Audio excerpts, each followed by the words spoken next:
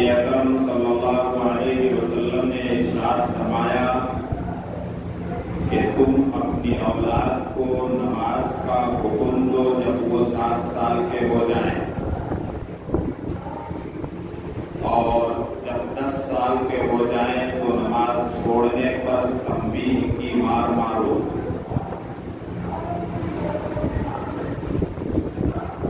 حمد و ثنا، تعریف و توصیف، بڑائی، بزرگی، کبریائی، عظمتیں، پاکی اور بے عیبی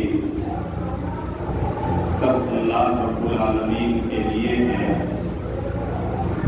جو اپنی ذات و صفات میں اکیلا اور بے مثال ہے، جو اکیلا ہی آسمان و زمین اور آسمان و زمین کی ساری مخلوقات کا پیدا فرمانے والا اور تنہا انتظام چلانے والا۔ درود و سلام اور اللہ تعالیٰ کی بے شمار رحمتیں نازل ہوں تمام انبیاء کرام پر، خاص طور سے جناب محمد رسول اللہ پر اور آپ کے آل و اصحاب پر۔ اللهم صل وسلم وبارك على نبينا محمد وعلى آل محمد۔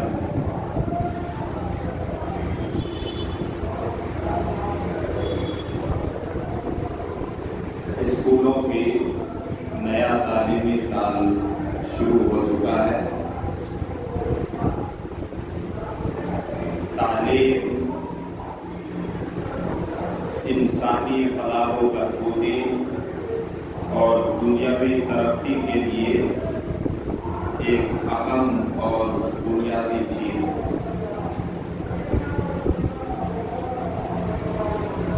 اسلام ہر طرح سے تعلیم پر ابھارتا ہے۔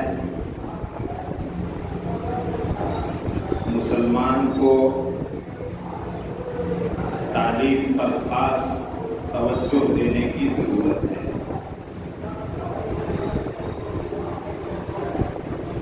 جنگ بدر کے قیدی جب ہاتھ آئے مسلمانوں کے ہاتھ میں، تو جن کے پاس فدیہ دے کر کے چھڑانے کے لیے مال نہیں تھا، تو ان کا فدیہ اللہ کے رسول نے یہ طے کیا کہ ان میں سے جو پڑھنے لکھنے والے ہیں وہ مسلم بچوں کو پڑھنا لکھنا سکھا دیں، اور وہ قیدی سب کے سب غیر مسلم ہیں۔ اس سے تعلیم کی اہمیت کا پتہ چلتا ہے۔ لیکن تعلیم الگ چیز ہے اور تربیت الگ چیز ہے، دونوں میں بڑا فرق ہے۔ صرف تعلیم سے ایک انسان اچھا انسان بن جائے، اس کے اندر پوری انسانیت پیدا ہو، انسانوں کی پوری ہمدردی پیدا ہو، انسانوں کا سچا خیر خواہ اور انسانیت کی بھلائی چاہنے والا ہو، یہ مشکل کام ہے۔ یہ خوبیاں پیدا ہوتی ہیں تربیت سے،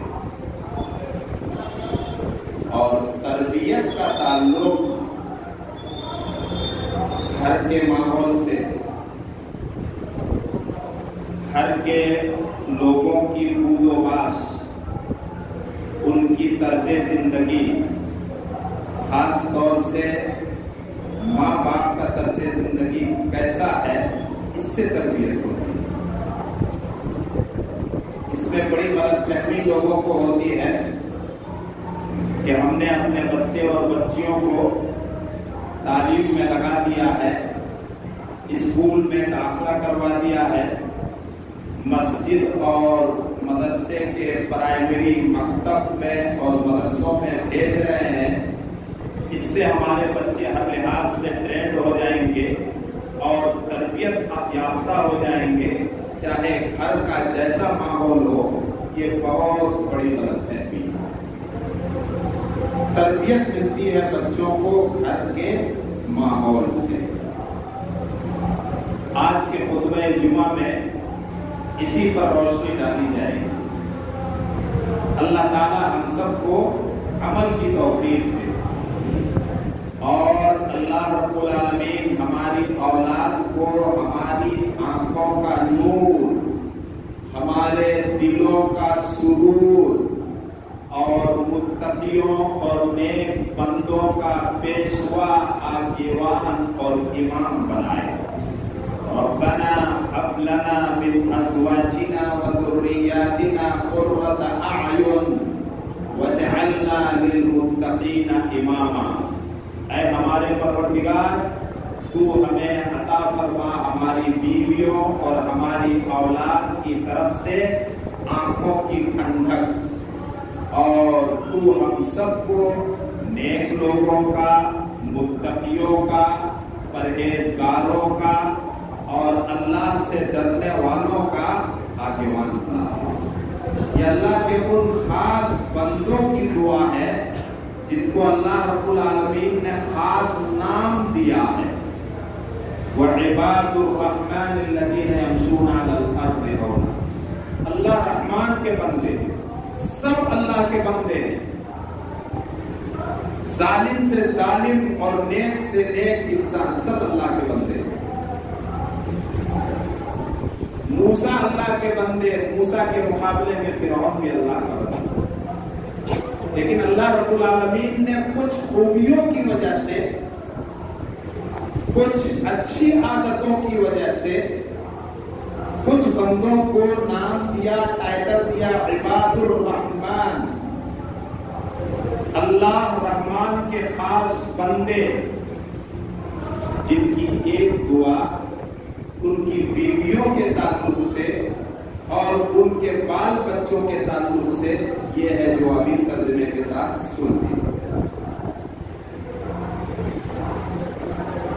اسلام جس نظر سے اولاد کو دیکھتا ہے اور اپنے ماننے والوں کو جس نظر سے دیکھنے کے لیے کہتا ہے، نہ تو دنیا کا کوئی مذہب، نہ تو دنیا کی کوئی تہذیب، نہ تو دنیا کا کوئی کلچر اور نہ دنیا کا کوئی سماج وہ سکھاتا ہے۔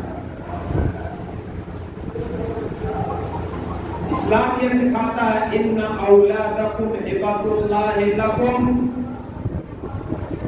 کہ تمہاری اولاد چاہے بیٹے کے روپ میں ہو یا بیٹیوں کے روپ میں ہو، یہ اللہ کا دیا ہوا تحفہ ہے، گاڈ گفٹڈ ہے، خدا داد ہے۔ اس تحفے اور نعمت کی قدر کرو اور ایسی قدر کرو، ایسی تربیت دو کہ یہ دنیا میں تمہاری آنکھوں کا نور اور تمہارے دلوں کا سرور بنے، اور تمہارے مرنے کے بعد تمہاری قبروں کا نور بنے،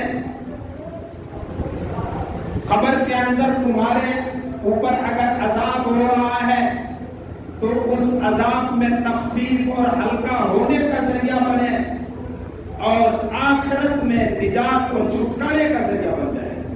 دنیا کے کسی مذہب نے اولاد کو اس نظر سے نہیں دیکھا ہے، نہ یہ سکھایا ہے جو اسلام سکھاتا ہے۔ لیکن ہائے مسلمانوں کی کوتاہی، ہائے مسلمانوں کی لاپرواہی، نہ تعلیم نہ تربیت۔ ترمذی کی روایت ہے، کسی شخص کو اس کے گناہوں کی وجہ سے قبر کے اندر عذاب ہو رہا ہے، اچانک عذاب میں یا تو عذاب اٹھا لیا جاتا ہے یا ہلکا ہو جاتا ہے، وہ تعجب سے پوچھتا ہے ایمان رکھنا کیسا ہوگا؟ اللہ کے رسول نے فرما دیا ایسا ہی ہوگا، یہ ایمان مضبوط کرو، یہ ایمان بالغیب میں آتا ہے، اندیکھی چیزوں پر ایمان، کہ ہمیں یہ نعمت کہاں سے مل رہی ہے، ہمارا عذاب اٹھا لیا گیا، عذاب میں تخفیف ہو گئی؟ جواب ملتا ہے بدعائی ولدک لک، تمہاری اولاد تمہارے لیے دعا کر رہی ہے، اس کی وجہ سے تمہارا عذاب اٹھا لیا گیا اور جنت کی نعمتیں تم کو مل رہی ہیں قبر کی زندگی۔ کتنی قیمتی چیز ہے اولاد۔ تربیت کے تعلق سے، تربیت بچوں کی کہاں سے شروع کریں، اس کی فکر کرنے کی ضرورت ہے۔ مسلمان اگر تھوڑی موڑی فکر کرتا ہے تو تعلیم کی فکر کرتا ہے، تھوڑی موڑی۔ اسکول میں داخلہ دلانے کے بعد اور تھوڑی دیر مسجد بھیج دینے کے بعد مسلمان سوچتا ہے کہ ہم نے تعلیم کا بھی حق ادا کر دیا اور تربیت کا بھی حق ادا کر دیا، ہمارا بچہ یا ہماری بچی اب ٹرینڈ ہو جائے۔ بڑی بھول ہے مسلمانوں،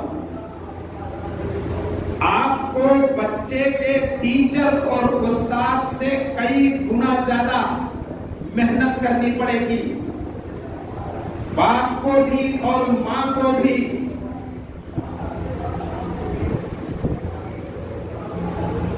آپ کے بچے آپ کی آنکھوں کا نور ہیں، استاد اور ٹیچر کی آنکھوں کا نور نہیں ہے۔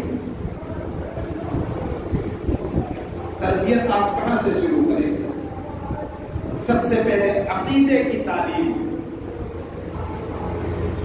کہ یہ کائنات اور کائنات کا پیدا کرنے والا اور چلانے والا صرف اور صرف اللہ رب العالمین ہے، اسی کی عبادت و بندگی میں اور اسی کی غلامی میں زندگی گزارنا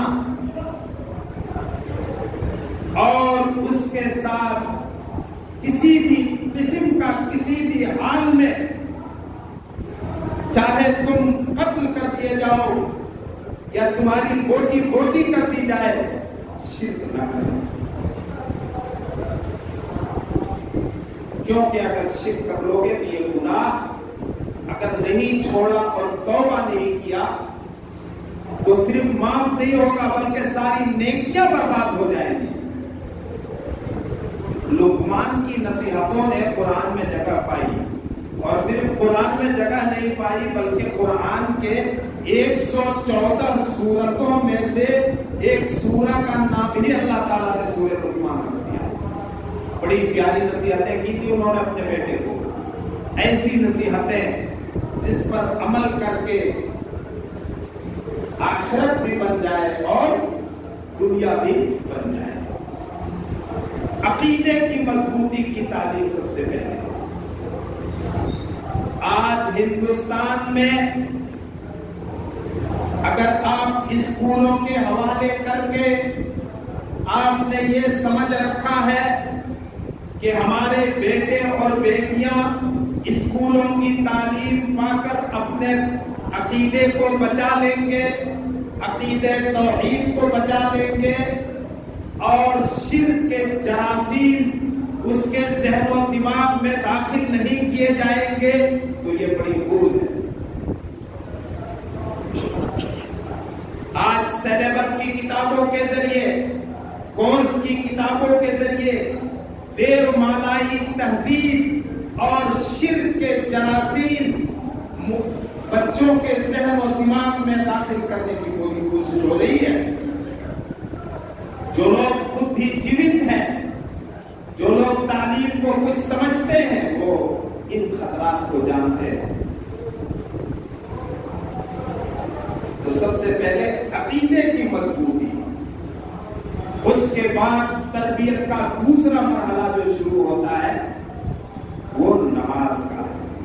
بہت سے لوگ اماموں کو تو بس یہ ایک ہی چیز ملی ہے، نماز نماز نماز۔ نماز آپ کو بھوکا نہیں رکھے گی، نماز آپ کی تجارت اور دھندے کو ناکام نہیں کرے گی، نماز آپ سے آپ کی مزدوری کو نہیں چھینے گی، رب سے جڑنے کا سب سے مؤثر اور طاقتور ذریعہ ہے۔ اللہ کے نبی نے فرمایا تمہارے بیٹے یا بیٹیاں جب 7 سال کے ہو جائیں تو ان کو نماز کا حکم دو، سکھانا شروع کر دو، نماز کا حکم دینا شروع کر دو۔ 3 سال میں ٹرینڈ کر دینا ہے نماز کے لیے۔ 7-10 سال کی عمر میں بھی کوتاہی دیکھ رہے ہو تو تنبیہ کرو۔ ہاتھ اٹھانے کی ضرورت پڑ رہی ہے تو ہاتھ اٹھاؤ۔ دنیا کی بہت سی غلطیوں میں ہم اپنے بچے پر ہاتھ اٹھا دیتے ہیں، اٹھاتے کیوں اٹھاتے ہیں؟ تھپڑ رسید کر دیتے ہیں، سخت تنبیہ کرتے ہیں، ضرورت اور موقع کے لحاظ سے سختی کرتے ہیں، ٹارچر کرتے ہیں، لیکن 10 سال کی اولاد چاہے بیٹے ہو یا بیٹیاں نماز چھوڑے تو کبھی ایسا محسوس کیا کہ ہم جب نماز کے پابند ہیں تو اپنے بچے کو تنبیہ کریں؟ کبھی۔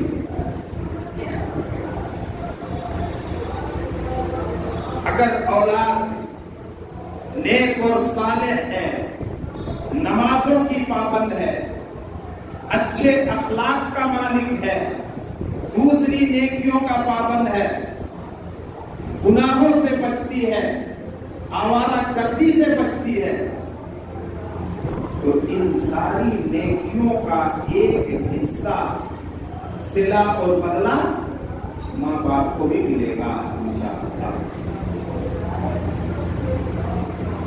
عبداللہ ابن عباس رسول اللہ کے چچا اور آپ کے چچا کے بیٹے عبداللہ، آپ کے چچیرے بھائی، ابھی بچے، وہ بچہ بیان کرتا ہے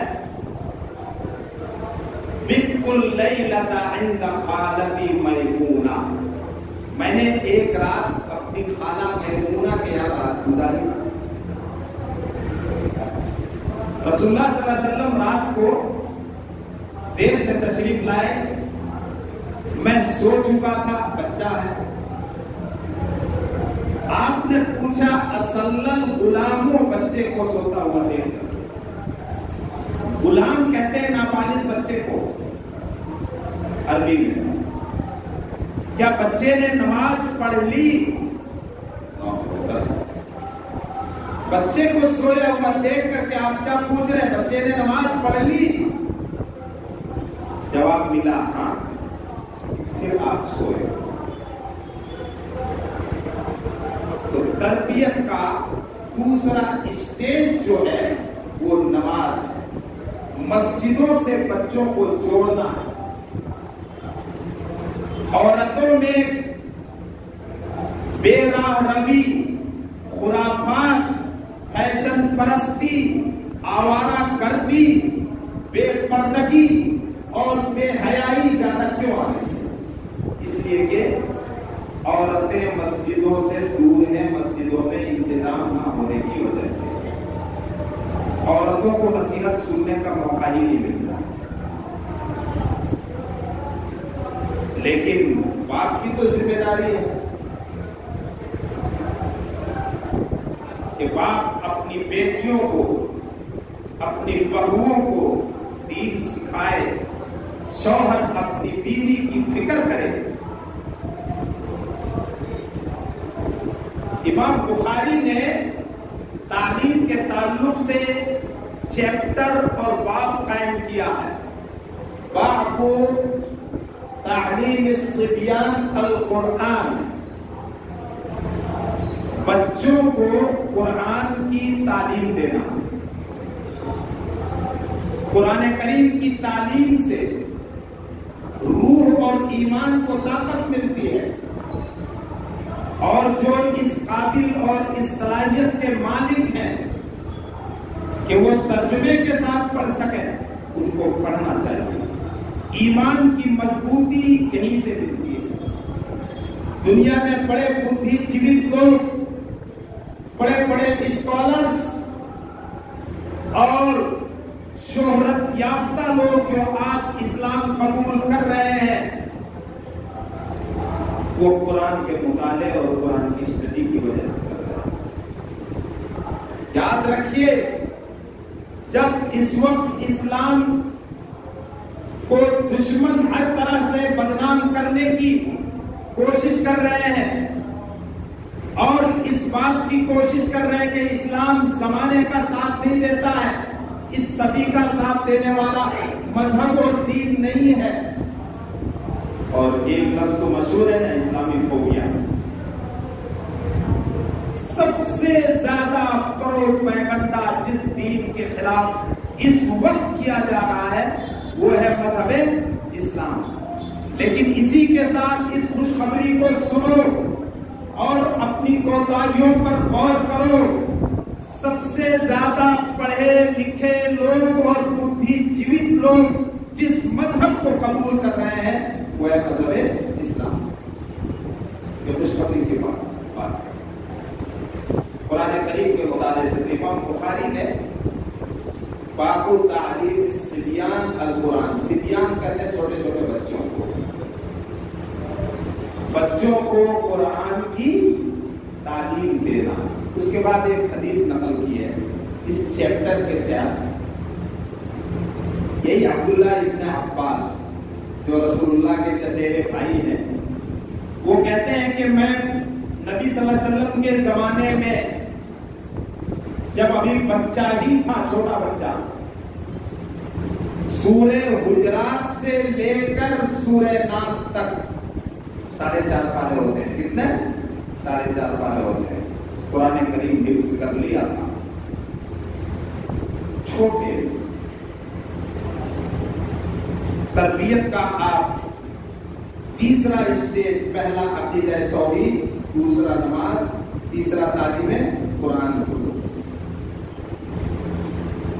وقت پورا ہو رہا ہے اور موضوع لمبا ہے۔ انشاءاللہ تعالی اس موضوع کے تعلق سے کچھ باتیں آئندہ جمعے کے خطبے میں رکھی جائیں گی۔ بچے اور بچیوں کے تعلق سے حساس ہو جاؤ مسلمان، ان کی تعلیم کے تعلق سے بھی اور ان کی تربیت کے تعلق سے۔ آج مسلم محلوں کا، مسلم گھروں کا بڑا برا حال ہے تعلیم اور تربیت کے تعلق سے۔ مسلم محلوں میں جتنے چھوٹے آوارہ بچے ملیں گے دوسرے محلوں میں، غیروں کے محلے میں نہیں ملیں گے۔ آپ دوسری چیزوں میں اپنا پیسہ پھونک دیتے ہو، تعلیم کے پیچھے نہیں خرچ کر سکتے، دوسری چیزوں کے پیچھے آپ محنت کرتے ہو، تعلیم کے پیچھے محنت نہیں کر سکتے۔ اللہ رب العالمین صحیح سمجھ عطا فرمائے، ہماری سوچ کو بدلے، اللہ تعالیٰ ہمارے ذہنوں کی تربیت کرے اور ہم سب کو اور ہماری اولاد کو نیک اور صالح بنائے، نمازوں کا پابند بنائے۔ اللہ تعالیٰ بیماروں کو شفائے کلی نصیب فرمائے اور ہر طرح سے ہماری حفاظت فرمائے، بیماریوں سے، پریشانیوں سے اور مصیبتوں سے۔ جو پریشانی اور مصیبت میں مبتلا ہیں، اللہ رب العالمین ان کی پریشانیوں اور مصیبتوں کو دور فرما دے، یقیناً وہی مشکل کشا ہے۔